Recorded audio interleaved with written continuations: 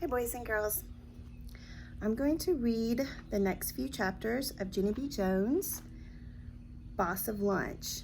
Okay, so she was with Gladys, Miss Goodsman, in the cafeteria, and she was looking at herself in the glass of the stove, the oven. So let's see what happens next with Junie B. Jones.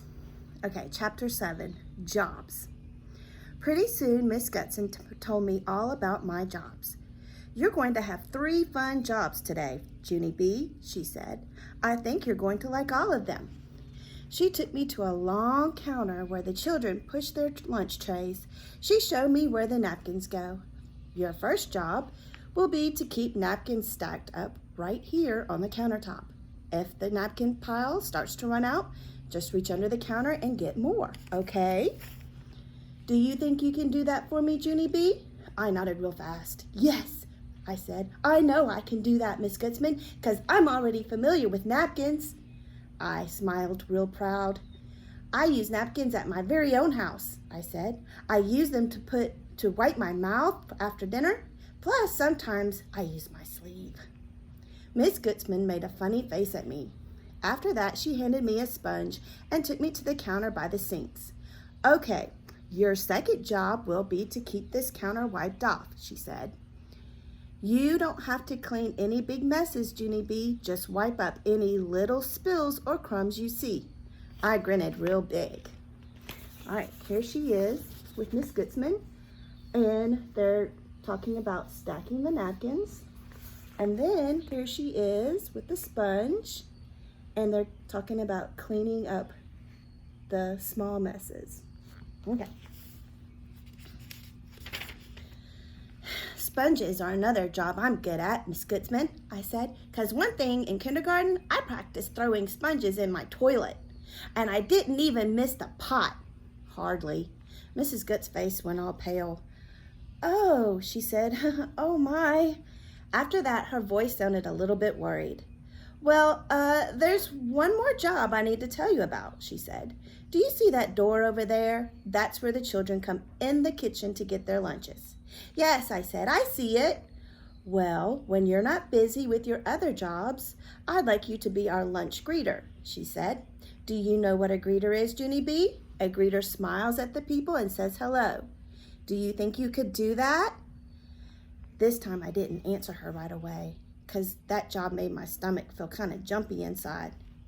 Yeah, only there's children who don't even know. I don't even know at this school, Miss Goodson, I said kind of shaky. And some of them are big kids, and big kids are not my favorite size. Miss Goodsman did a chuckle. Don't worry, Junie B. I think you'll find that there's lots of very nice big kids at this school, she said. Could you just give it a try, please? I shrugged my shoulders kind of weakish. I don't know. Maybe I could, I said. Miss Goodsman gave me a pat. That's the spirit, she said. Now there's one thing that we need to talk about before you get started. Guess what? She reached under the counter and she gave me another pair of mitts. I quick held up my hands for her to see, but I'm already wearing mitts, Miss Goodsman. See them?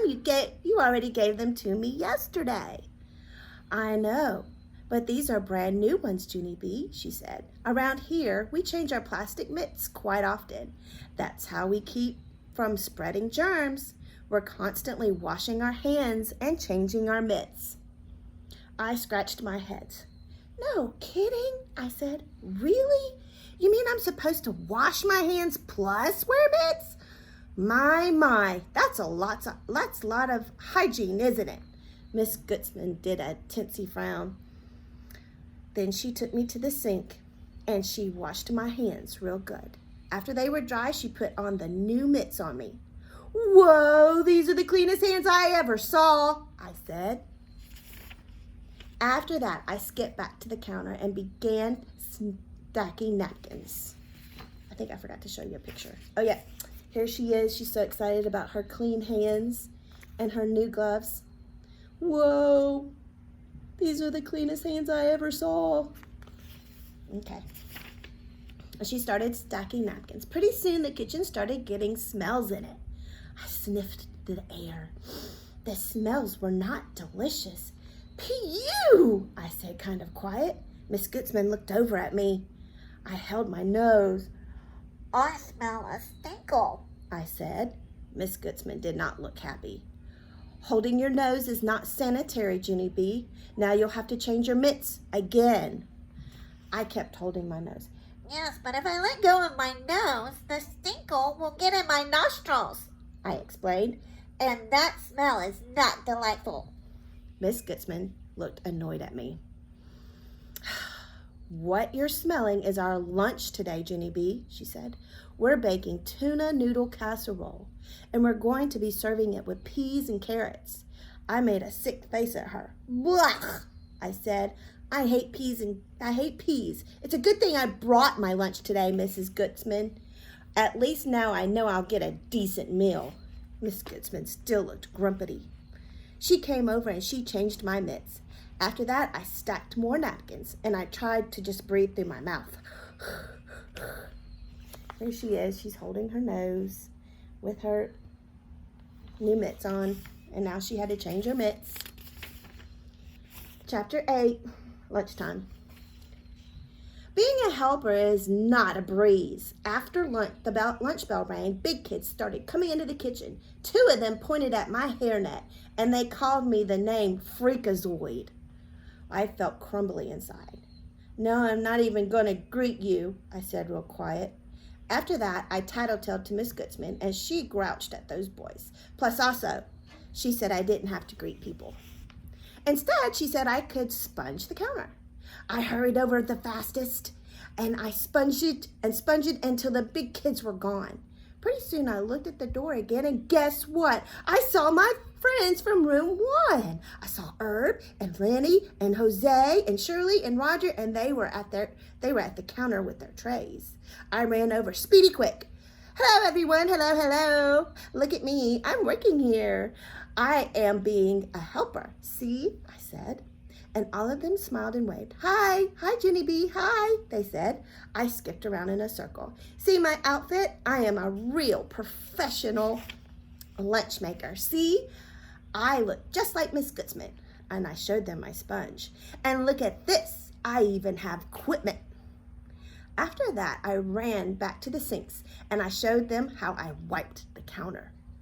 Can everyone see me over here? I asked. I am the boss of this whole entire sponged area. After that, I zoomed to the napkins. Plus also, I am the boss of the napkins, I said. See how I stack them? If I keep up the good work someday, I will probably be boss of this whole operation. Probably. Just then, May came through the door. She did a mean laugh. All right, so here's her friends.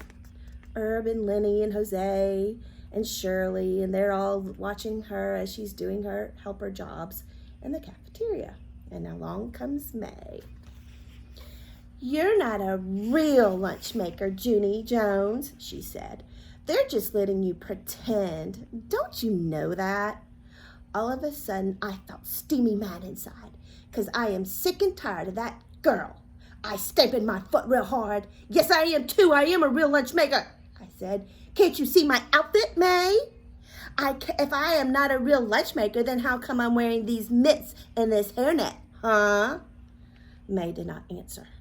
I'll tell you why, sister, I said, because I'm keeping hair and germs out of the tuna noodle stinkle.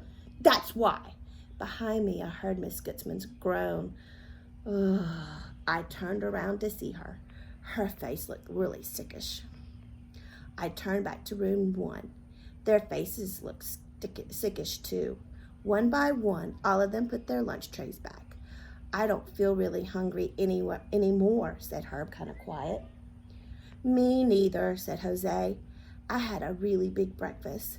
Then, very slow, all of the children started backing out of the kitchen. And here they are putting their lunch trays back. Like, ooh, I don't know if I want this tuna noodle stinkle. I watched them from the door. They backed all the way to our lunch table. Mr. Scary was waiting for them there. He talked to them for a minute, then he came to the kitchen and talked to Miss Gutzman. They whispered to each other for a real long time. Also, they kept looking at me, and they wouldn't even stop. My head got drops of sweaty on it, and I wiped it off with my sponge. After that, Miss Gutzman closed her eyes again. Then she walked to me very nice, and she took away my sponge, and she said my job was done. Chapter 9, Baloney. And all right, so here I'm gonna read, she's writing in her first grade journal, and I'm gonna read what it says. Monday, dear first grade journal, room 1 is still mad at me about Friday. After we went back to the room, Miss Gutzman brought bologna sandwiches for the children who didn't eat. They were not a hit. I sat at my desk and I ate out of my new lunchbox. I had a tasty peanut butter and jelly sandwich because brought lunch is better than bought lunch. And that is not even my fault. Some of the children watched me eat and they made growly faces at me. Today, Herbert is my only friend. Also, Lenny and Jose are being reasonable. I wish Friday never had happened. From Junie B., first grader. I peeked my eyes at the clock. It was almost 2:15. Just one more hour and I could go home. I tried to make the clock go faster with my eyes, but it did not actually work that good. Just then there was a knock on the door. Mr. Scary answered it. "Why, hello," he said. "Why, hello yourself," said a friendly voice. And guess what? It was Mrs. Gutzman. She walked in the room with 2 boxes in her arms. My heart pounded and pounded to see that woman, because what if she came to scold me? I slumped way down in my seat so she couldn't see me. Miss Gutzman set the boxes on Mr. Scary's desk. Then she looked all around the room, and I slept even farther in my seat. Only too bad for me, because Blabbermouth May pointed at me. Miss Gutzman, she hollered. "Junie Jones is trying to hide from you. She is sliding down in her chair so you can't see her, but I am keeping track of her movements." After that, I slid all the way to the floor under my desk, and I curled into a ball and hid my head. Pretty soon, I heard feet walking towards my desk. I am getting used to that sound. The feet stopped right next to my chair, and I opened one eye and peeked out. I saw the bottom of Miss Gutzman's white apron. "Junie B.," she said with a voice, "why are you sitting on the floor?" I didn't move any muscles. Because maybe she would still just go away. Possibly. "Junie B.," said Miss Gutzman again, "I brought you something for your class. Don't you want to see what it is?" I shook my head real fast. "No, thank you," I said. "I don't want to see it, and so you can be on your way now, please." I opened my other eye and looked at her feet. They kept standing there. Then all of a sudden, I heard a loud groan. And what do you know? That woman sat right down next to me. I was shocked to see her. "Miss Gutzman," I said, "what are you doing down here?" Miss Gutzman did not look comfortable. "Please, Junie B., I need your help," she said. "I brought these cookies for your class today, but there is no one up there to help me pass them out." I rolled my eyes in the back of my head because that was not even the truth, of course. "Yes, there is, Miss Gutzman," I said. "There's lots of people up there to help you." Miss Gutzman shook her head. No, you don't understand," she said. After that, she reached into her pocket and pulled out a pair of plastic mitts. There's a picture of Junie B. under her desk, and there's Miss Gutzman kneeling down to talk to her. Miss Gutzman seems like a really sweet lady. "I need a real helper, Junie B.," she said. "I need someone with experience." Miss Gutzman smiled kind of painful. "Please," she said, "if we don't stand soon, I'm going to fall right over on my keister, and you'll never get me up again." I did a teensy smile, because that was a little joke, I believe. Finally, I crawled out from under my desk, and I helped Miss Gutzman stand up. "I guess I can help you pass out the cookies," I said in a kind of quiet, "but some of these children are still very mad at me, you know." Miss Gutzman held my hand. "Yes, well, I think maybe I can fix that." she said. After that, me and her walked to the front of the room together, and Miss Goodsman showed everyone the cookies. Sugar cookies, shouted the children. Thank you, Miss Goodsman, thank you. Miss Goodsman put her hand on my shoulder. Don't thank me, class, she said. Junie B. Jones is the one who reminded me to pay you a visit this year. She's the one you need to thank. For a second, no one said anything. Then all of a sudden, Herb hollered out, Thank you, Junie B. Jones. And then all of the other children hollered, Thank you, too. I grinned real big because those words made me happy. It felt happy in my ears. After that, I hurried back to the sink and I washed my hands. Then I quick put on the mitts and ran back. Miss Goodsman gave me a thumbs up. Ready to go, helper? She said. Ready to go, I said back. And then the both of us passed out all the cookies together. I did a perfect job. And so here is what I'm thinking. I am thinking that maybe someday I won't be the boss of lunch after all. Maybe someday I will just be the boss of cookies instead. Because the boss of cookies is the most delicious job I ever heard of. Plus also, I will get to make all the cookie rules. And I have already thought of number 1. I wrote it in my journal so I won't forget it. Rule number 1. The boss of cookies gets to have 5 sugar cookies all to herself. P.S. Only never eat them in front of children because that would be rude, probably. P.S. again. Plus sometimes she can even get 6. Ha! The end. All right, so here's a picture of Miss Gertzman, and she's giving a thumbs up to Junie, and she's giving a thumbs up with her mitts on. And then there's her rule. She wrote her rule in her journal.